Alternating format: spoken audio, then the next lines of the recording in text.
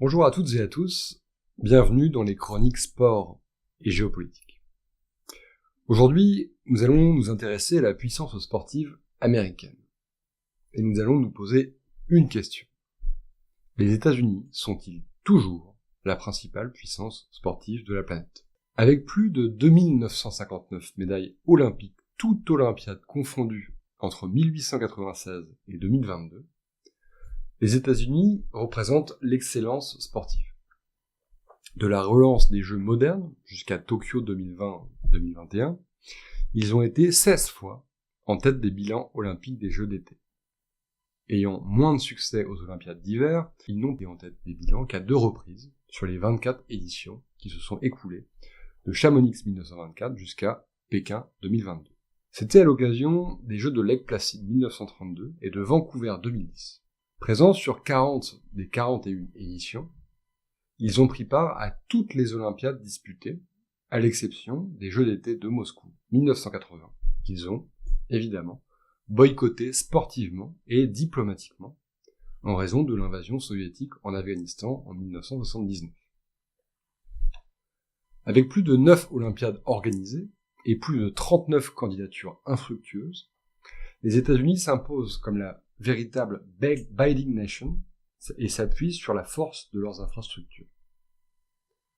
Avec le Michigan Stadium, les États-Unis possèdent le 3e plus grand stade du monde, devant le Narendra Modi Stadium d'Ahmedabad et le stade du 1er mai de Pyongyang. Ils peuvent aussi compter sur 8 des 10 plus grands stades du monde, autant d'infrastructures sportives dont la capacité dépasse les 100 000 places. Si l'on ajoute près de 70 stades de plus de 60 000 personnes, ils ont la plus grande capacité d'accueil mondiale devant la Chine. Au regard de ces particularités, le modèle sportif américain est aussi une des explications de cette puissance. Original, il diverge des modèles européens. Il repose sur une professionnalisation précoce, incarnée par le développement des ligues majeures, donc NFL, NBA, MLS, NHL, MLB, et de leurs franchises.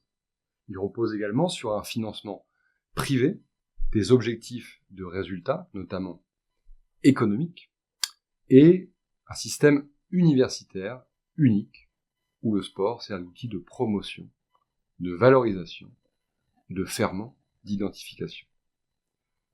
La NCAA, National College Athletic Association, la plus grande organisation universitaire sportive mondiale, illustre cette singularité.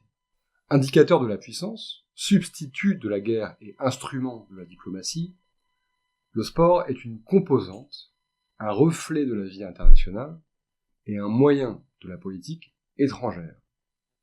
C'était écrit par Milza en 1984. Les États-Unis ont compris cette phrase mieux que tous les autres. Gagner en sport, c'est vaincre et dominer autrement. C'est une manière de montrer sa puissance globale et de l'imposer dans les esprits sans combattre, au travers du classement des médailles, des trophées ou des figures sportives qui occupent l'imaginaire mondial comme Jesse Owens, Billie Jean King, Michael Phelps ou Simon Biles. Le sport est plus que du sport pour les États-Unis. Il est un moyen de s'imposer.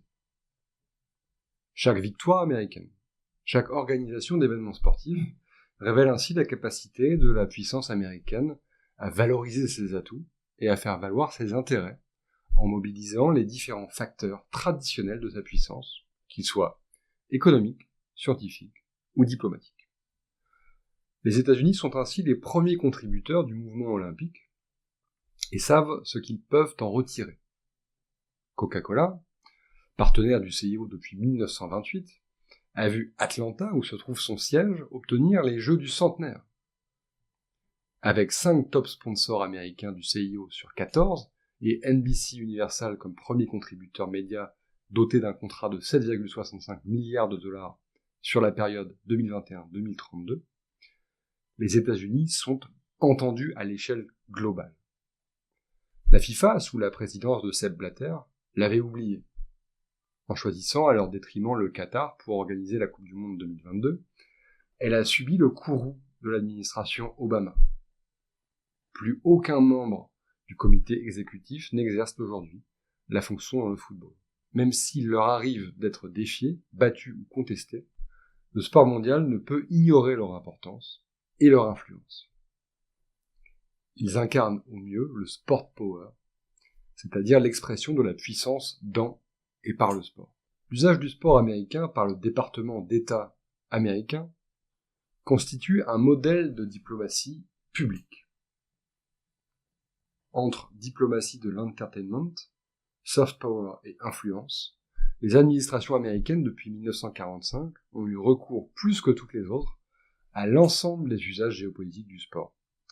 De la diplomatie du sport à la diplomatie par le sport, des exemples ne manquent pas.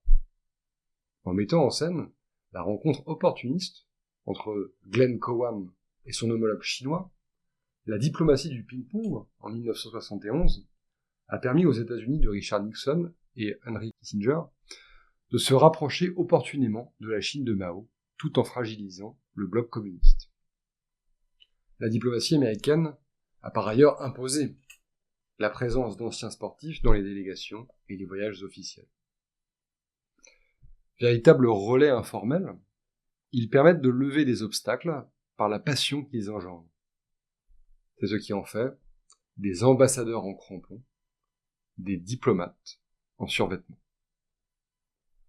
On l'a dit, le sport, c'est la guerre sans les balles.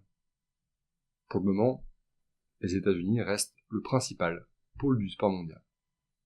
Mais, on le verra dans d'autres épisodes, il est désormais contesté. Voilà, c'est tout pour aujourd'hui. Merci encore de suivre les chroniques sport et géopolitique, et à très bientôt pour un nouvel épisode.